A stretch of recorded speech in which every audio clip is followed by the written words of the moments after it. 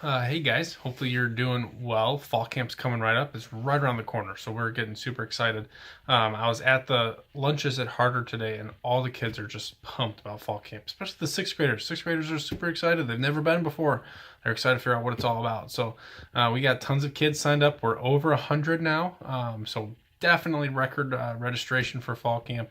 As a matter of fact, I'm riding solo right now. I'm making this video because Mario was out trying to line up some extra transportation. So I think he had mentioned in your high school meeting, and I mentioned to my middle school leaders that the church is looking at a couple of vans to potentially buy. So that's where Mario's at right now. So you guys could just be praying for that situation, that the Lord would lead in a clear way, whether or not it's a good decision to buy those vans, and then he'll just provide some extra transportation to get people to fall camp. So we're really looking forward to it.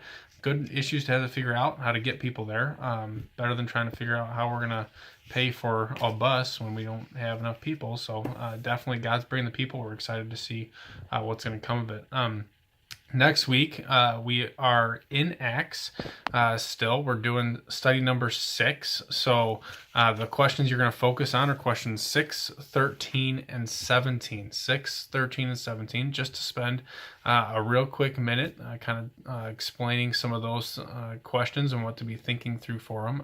Question number 6 is talking about spiritual checkups, right? Paul, at the beginning of the passage, says to Barnabas,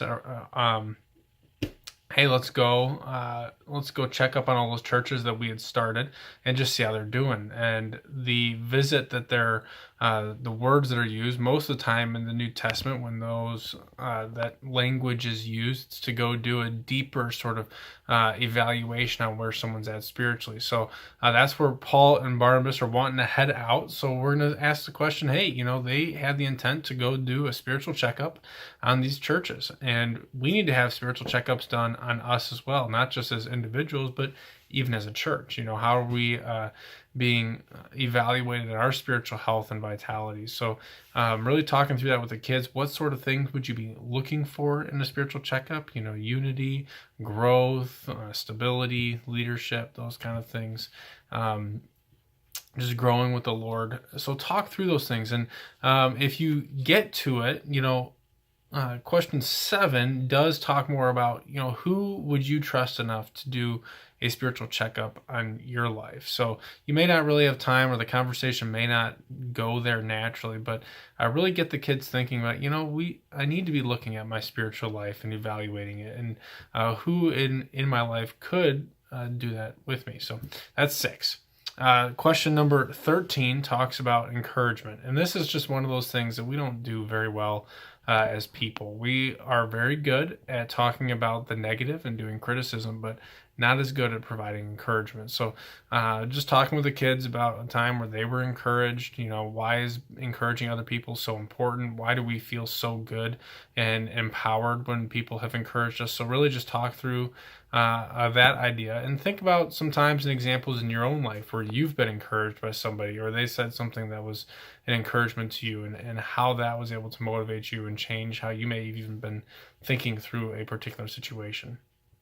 Then question 17 has to do more with hearing from God and discerning His will and following His leading, right? So talking through that with your students. How do we hear from God? How do we know what God's will would be for us? And not just in the big picture things, right? We think of discerning God's will and making large decisions in life, but even on a day-to-day, how do we know what God's will is for us? And moving that mindset of what God's will is, away from event orientation to more character orientation, right? So it's great to learn to know what God's will is in the events and the decisions we make, but what is God's will in the way that I live, the person that I am? Because when we start hitting that aspect of it, following God's will and who He wants us to be, discerning and discovering what His will is and where He wants us to go, can be much easier and may happen a lot more naturally. So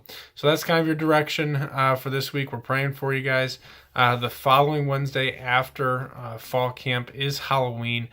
We are going to have youth group, and we're going to do some sort of a dress up party that night as well. We're working on figuring out what we're going to do for that, and we'll let you guys know as soon as we have an answer. Probably we'll let you know Wednesday. So If you got any questions, concerns, or whatever, let me know. We are there to help you guys. So praying for you. You guys are doing an awesome job, hearing great fruit from your small groups. The kids loving it, and so keep going.